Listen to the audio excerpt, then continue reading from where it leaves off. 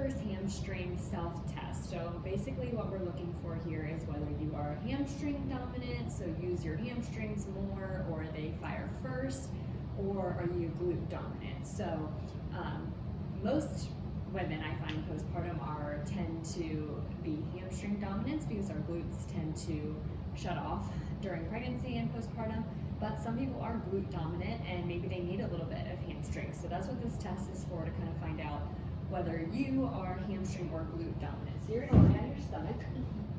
You can do whatever you like with your hands. I typically will rest my head on my hands here.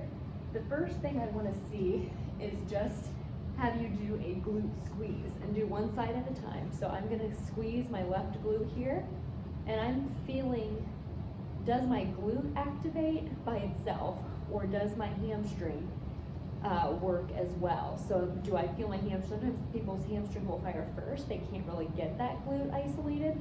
So you're just trying to squeeze the glute, see if the hamstring works also, or can you isolate your glute? Okay, so that's the first thing. You want to try both sides. So try the other side, you'll squeeze the glute. Does my hamstring kick in, or am I able to isolate my glutes? That's the first step there. Then once you kind of played around with, can you isolate the glute, you're going to lift the leg, and you're looking for a few different things here. First, I'm looking for what fires first. Does my glute squeeze and then my hamstrings kick in as my leg lifts? Because that's what we want. Sometimes, though, the hamstrings will take over completely and they'll fire first, okay? So what we want, ideally, is a good glute squeeze.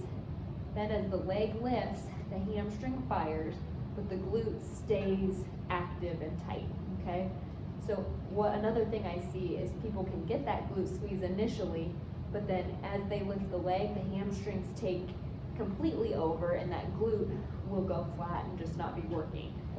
Okay, so we want a good glute squeeze, and then as we lift, our hamstrings will kick in, but we want the glutes to fire first. So what you're gonna do is just see what you feel on both sides. So lift and lift, just kind of play around with it. Some people might feel their back kick in, so that's a good sign to us that your back muscles are overactive and working, because ideally we want our glutes to work first, then the hamstrings, then your back might kick in a little bit, but ideally it's mostly glutes and hamstrings here, okay, if you're doing it right. So play around with that, see what you feel, make sure, kind of feel your glute, make sure that as you lift, your hamstring is gonna kick in, but we want that glute to stay tight, make sure it's not relaxing and letting go. One other thing you can do, place your fingertips underneath the front of your hip, and when you lift, I wanna see, can you feel your hip kind of shove forward in the socket? So does that occur as you lift your leg? What happens is sometimes that the ball in the socket and the hip joint, that hip gets shoved forward. Okay, so ideally we can do this, but with good glute activation, that shouldn't happen. Our hip shouldn't shove forward, it should stay central in the socket.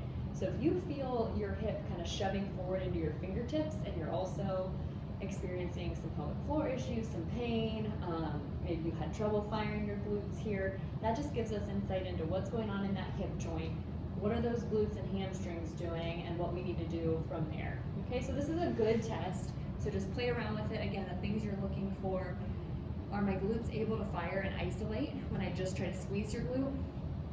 Then as you lift, does the glute work first? That's what we want. Then the hamstring. Okay, hamstring kicks in as you lift the leg, or are your hamstrings doing all the work? Is your back doing all the work? Some people may feel it mostly in their back, and the glutes and hamstrings are both taking a vacation. We want the glutes first, then the hamstrings, and the glutes should stay active the whole time as you lift your leg up. Okay, it doesn't have to be a big motion, just lift it up slightly, play around with this, and then it actually can be used as an exercise once you kind of get the right pattern, and then we can, from there, retrain your body based on the findings, so whether you're hamstring or glute dominant and what your symptoms are.